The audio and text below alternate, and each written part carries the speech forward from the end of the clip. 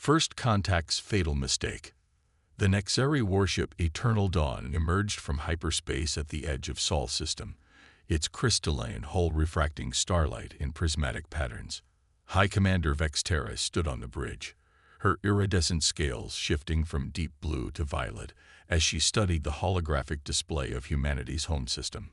Primitive species don't build Dyson swarms, Lieutenant Cree reported, his appendages dancing across the sensor controls. The human civilization has constructed partial energy collection arrays around their star. Our intelligence is outdated. Vexterra's inner eyelids flickered in annoyance. The Nexeri Dominion's expansion had never encountered serious resistance. Their technological superiority had always guaranteed swift submission from lesser species. But these humans, something was different. "Show me their defenses," she commanded. The hologram shifted, revealing a complex network of satellites, stations, and apparent weapons platforms extending from Earth's orbit out to the asteroid belt. Most concerning were the energy signatures. They didn't match any known weapon systems in the Nexeri database. Curious, Vexterra mused. They've developed along different technological paths than we anticipated. No matter. Begin the standard containment protocol. Launch probe drones to test their response capabilities. The Eternal Dawn released a swarm of autonomous combat drones, their crystalline forms glinting as they accelerated toward Earth's defensive perimeter. Vexterra expected the usual panic and disorganized response she'd seen from other species during first contact scenarios. Instead, Earth's defenders reacted with practiced precision. The moment the drones crossed an invisible threshold, a coordinated electromagnetic pulse rippled out from concealed generators. The crystalline drones, pride of Nexeri engineering, shattered like glass. Impossible. Lieutenant Cree's scales flushed crimson. They couldn't have known our drone's resonant frequency. They didn't need to, Vexterra realized, mandibles clicking in agitation. They created a broad-spectrum weapon capable of affecting multiple technologies. These humans don't just adapt, they anticipate. Before she could order a retreat, new contacts appeared on their sensors. Hundreds of small craft emerging from concealed hangars on Earth's moon and various asteroids. They moved with impossible agility, their drives operating on principles that defied Nexeri understanding. "Launch the primary battle fleet," Vexterra ordered, her voice steady despite growing concern. The Eternal Dawn's hangars opened, disgorging waves of fighter craft. Their crystalline forms arranged themselves in the traditional Nexeri combat lattice, a formation that had brought victory in 1,000 battles. The human ships didn't form any recognizable pattern. They moved chaotically, seemingly at random, yet somehow maintaining perfect coordination. As the two forces engaged, Vexterra watched in mounting horror as her perfect formation shattered. The humans had developed weapons that turned the Nexeri's crystalline technology against itself. Sonic pulses that created cascading resonance failures, electromagnetic fields that disrupted their neural networks, and most devastating, targeted gravitational distortions that twisted space itself, causing Nexeri ships to crack and collapse. Full retreat, Vexterra commanded, but it was too late. The human forces had encircled them, herding the Nexeri fleet into a carefully prepared kill zone. As her ships began to fall, Vexterra realized their fatal mistake. They had judged humanity by their visible technology, by their apparent development level. They had failed to recognize the true danger, humanity's ability to innovate, to think laterally, to prepare for threats they hadn't even encountered. The Eternal Dawn's bridge shuddered as another human weapon found its mark. As systems failed around her, Vexterra sent one final transmission to the Dominion. Do not underestimate the humans. They are not primitive. They are different, and in their difference lies their strength. The message barely transmitted before the bridge dissolved in a cascade of shattering crystal. In the space of a single day, humanity had gone from an apparently primitive species to be conquered, to a force that would forever change the balance of power in the galaxy. At Earth's Unified Defense Command, Admiral Sarah Chen watched the battle's conclusion with grim satisfaction. Humanity had prepared for this moment ever since they'd detected the first signs of alien civilization. They had hidden their true capabilities, developed countermeasures for every conceivable technology, and waited patiently for the day some arrogant species would try to claim their world. "Send word to the outer colonies," she ordered. Operation First Strike was successful. "Begin Phase 2. As her orders were relayed, she allowed herself a small smile. The Nexeri weren't the first species to underestimate humanity, but they would serve as an object lesson to any others who might try. The age of human isolation was over. The galaxy would soon learn that humanity's greatest weapon wasn't their technology or their weapons. It was their endless capacity to innovate, adapt, and overcome. The stars themselves would learn to fear the species that had turned their every disadvantage into strength. The hidden strength. In the aftermath of the Eternal Dawn's destruction, the vast network of human defense platforms hummed with renewed activity. Deep within the Lunar Command Center, Admiral Chen stood before the assembled military leadership of Earth's unified forces. Her expression, stern as holographic displays, showed the approaching Nexeri reinforcements. "The Dominion won't take their first defeat lightly," she announced, gesturing to the tactical display showing multiple hostile fleets converging on Sol system. "But that's exactly what we've been counting on." The room's lighting dimmed as a new hologram materialized, a detailed representation of humanity's true defensive capabilities. Hidden beneath the surface of Mars, automated factories had been mass-producing advanced weaponry for decades. Beneath Europa's ice, quantum computers calculated battle strategies. Throughout the asteroid belt, thousands of automated drone ships waited in powered-down hibernation. For a century, we've maintained the illusion of being a relatively young spacefaring species, General Marcus Rodriguez added, his weathered face illuminated by the holographic displays. Every leak of information, every detected transmission, every apparent technological breakthrough, all carefully orchestrated to present the image of a civilization barely reaching for the stars. The assembled leaders watched as another wave of Nexeri ships emerged from hyperspace, their crystalline forms arranging themselves into complex geometric formations. This fleet was nearly 3 times the size of the first attack force, led by the massive dreadnought Solar Shard. On its bridge, Supreme Commander Zixval surveyed the human defenses with contempt. "They may have gotten lucky against a single ship, but they cannot stand against the full might of the Dominion. Begin the assault." The Nexeri fleet advanced, their formation perfect, their confidence absolute. They had analyzed the destruction of the Eternal Dawn, had prepared countermeasures against the human weapons that had proved so devastating. Their crystalline hulls now resonated at varying frequencies, making them immune to the sonic attacks that had shattered their previous force. But humanity had anticipated this adaptation. At Admiral Chen's command, hidden installations across the solar system activated. The seemingly primitive orbital platforms suddenly transformed, revealing advanced metamaterial surfaces that had been concealed beneath false exteriors. Quantum entanglement networks sprang to life, linking every human ship and station in an instantaneous command and control system that made light-speed communications look sluggish. "Now," Chen ordered, "show them what humanity is truly capable of." The asteroid belt came alive. What the Nexeri had dismissed as simple mining operations revealed themselves as vast manufacturing complexes. Thousands of autonomous combat drones activated, their drives utilizing principles of physics the Nexeri had never conceived. They moved in ways that seemed to defy the laws of motion, using localized space-time distortions to achieve impossible maneuvers. Supreme Commander Zixval watched in growing horror as his perfect formation was engulfed by swarms of human vessels that seemed to ignore the fundamental rules of space combat.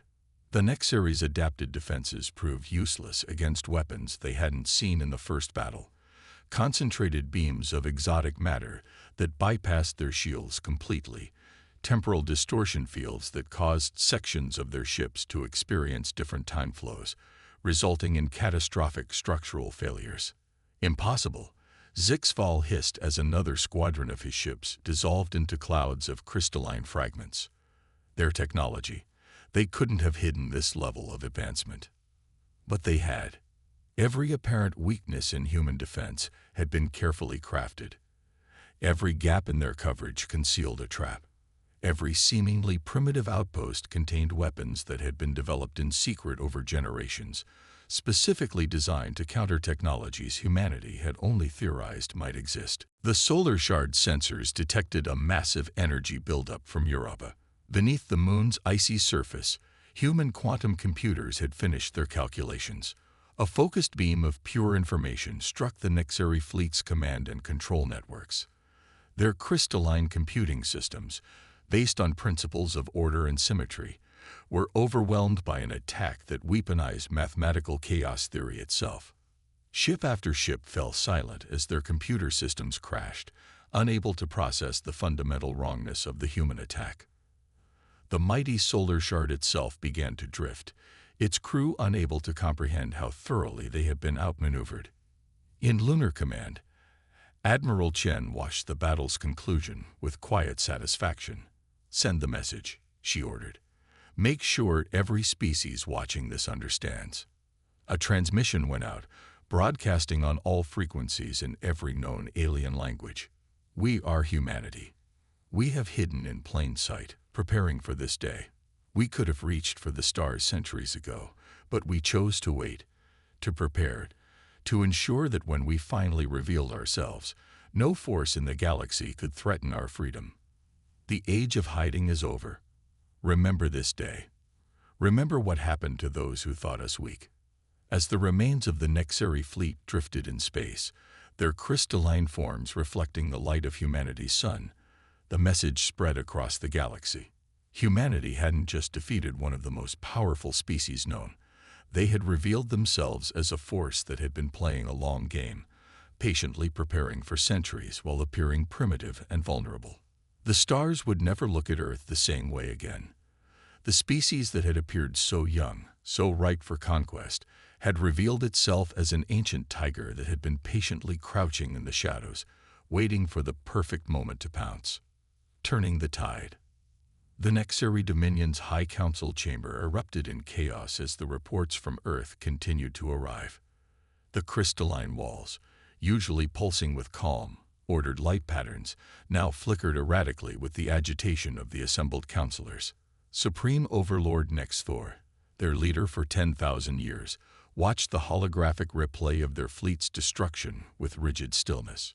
"Two fleets," he whispered, his voice cutting through the pandemonium. "Two of our most powerful battle groups, reduced to stellar debris by a species that should barely have achieved interplanetary travel." In the silence that followed, a junior tactical analyst stepped forward, their scales shifting nervously. "Honored Overlord, we've completed our analysis of the human weapons. They're using our own technology against us. Improved. Modified. The humans didn't just defeat our ships. They'd been studying us, learning our weaknesses, developing countermeasures we never imagined possible." Meanwhile, at the edge of human space, Admiral Chen's forces were far from idle.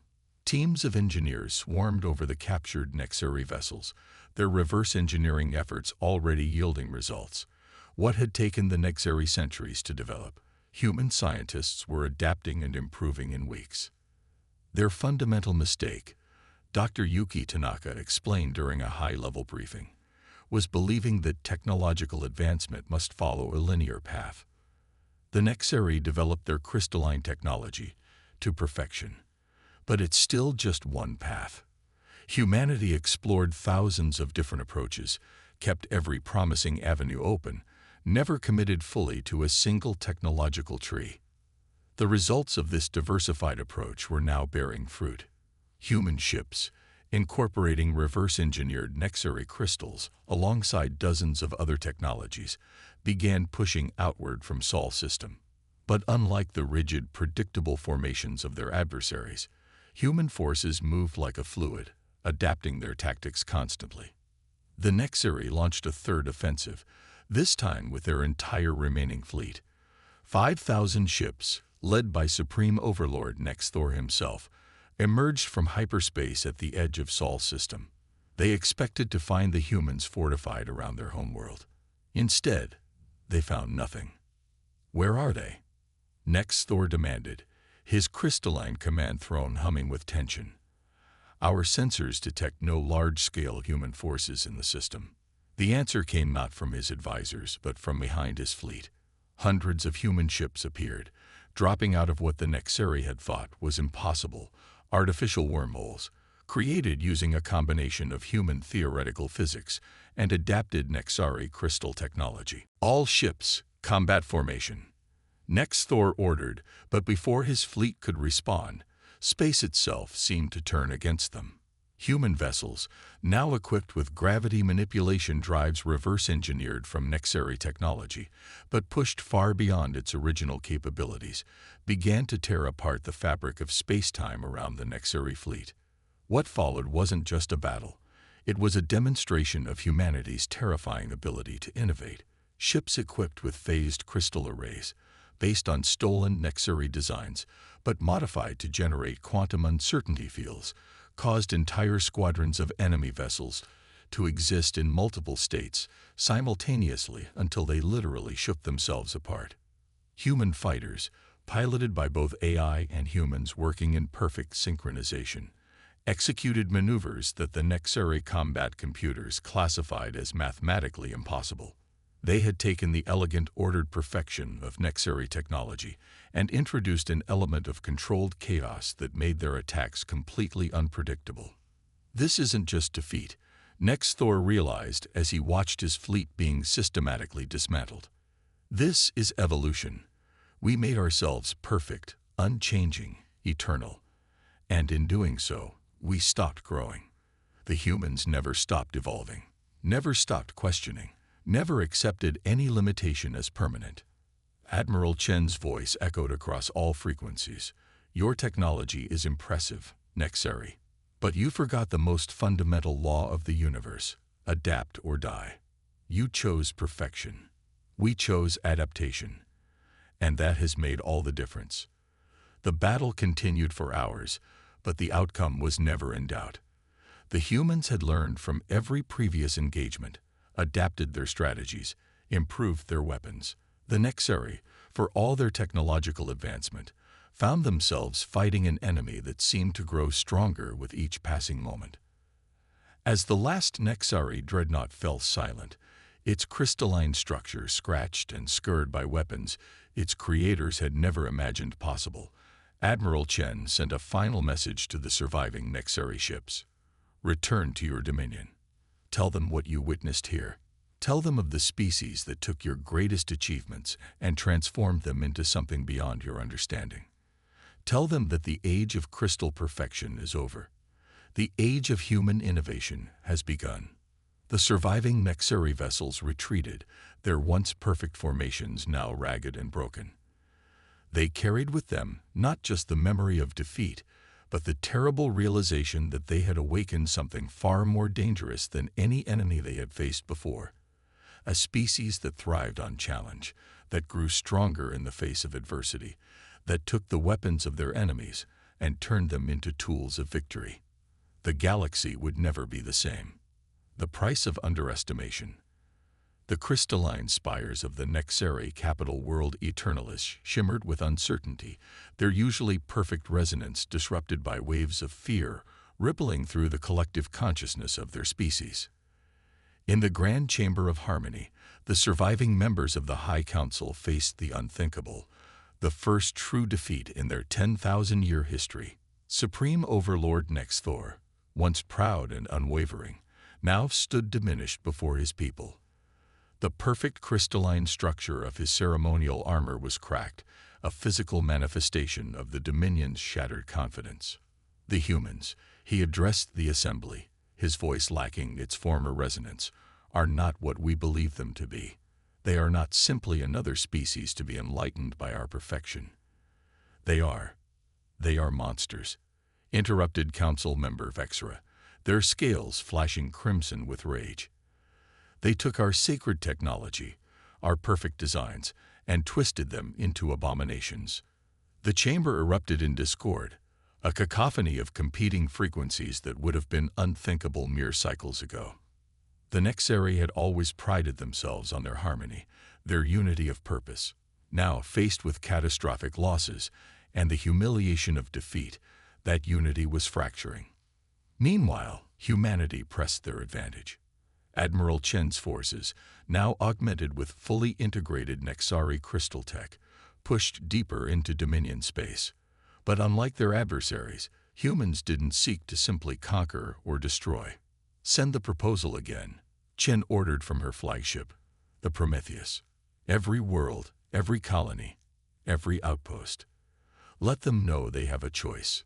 The message spread across Nexari space, an offer of peace, of cooperation, of shared advancement. Humanity had proven they could destroy the Dominion, but they offered something the rigid Nexari hierarchy had never considered: the opportunity to evolve. On dozens of Nexari worlds, the younger generations began to question the old ways. They had seen the humans take their perfect technology and transform it into something greater. Some began to experiment with their own modifications to traditional designs, causing further upheaval in their ordered society. "This is worse than mere military defeat," Council member Zix-Ol observed, watching reports of growing unrest. "The humans have infected our people with their chaos, their endless drive to change and adapt." Back on Eternalis, the political crisis reached its breaking point. A faction of younger Nexari, led by the brilliant but controversial scientist Kexti, openly challenged the Supreme Overlord's authority. "Our pursuit of perfection has become our prison," Kexti declared, addressing a growing crowd of supporters. "The humans have shown us that true advancement comes not from achieving perfection, but from constant evolution and adaptation." The Nexari military, once the pride of the Dominion, was in shambles. Their rigid tactics and unchanged strategies had proved worse than useless against human innovation. Each engagement had only served to provide humanity with more technology to adapt, more weaknesses to exploit. Admiral Chen's forces now surrounded Eternalis itself, though they made no move to attack. They simply waited, maintaining a blockade while the Nexari civilization grappled with its identity crisis. "Look at what they've done to our sacred designs," a Nexari engineer marveled, studying captured human vessels. "They've introduced elements of quantum uncertainty into our crystal matrices, created hybrid systems that shouldn't be possible. They've taken our technology in directions we never imagined." The final blow to the old order came not from human weapons, but from within. Kexti and her followers seized control of the Central Crystal Archives, the repository of all Nexari knowledge. But instead of destroying it, they began to modify it, introducing elements of human adaptability into their most sacred technologies. "We stand at a crossroads," Kexti announced to all Nexari worlds. "We can cling to our rigid perfection and face extinction, or we can learn from humanity's greatest strength, their ability to embrace change, to grow, to evolve." Supreme Overlord Nexthor, watching his civilization transform before his eyes, finally understood the true price of underestimating humanity. "We thought ourselves their superiors," he confided to his most trusted advisor, "but they have proven to be our teachers. Our perfection was stagnation. Their chaos is evolution." As the Nexari civilization teetered on the brink of civil war, Admiral Chen received a transmission from Kexti's faction. "We request humanity's assistance." The message read, "Not as conquered subjects, but as students eager to learn. Help us understand how to balance order with chaos, perfection with progress." Chen's response would shape the future of both civilizations. "The greatest strength isn't in perfection or chaos alone, but in knowing when to employ each. Welcome to the first day of your evolution." The price of underestimating humanity had been steep: the destruction of the Nexari fleet, the shattering of their social order, the end of their belief in perfect, unchanging harmony. But from these ashes, something new began to emerge. A civilization learning to embrace change, to adapt, to grow. The galaxy watched in amazement as humanity, the species that had been dismissed as primitive, became not the destroyers of the Nexari, but their transformers, their teachers, their guides into a new age of continuous advancement and evolution.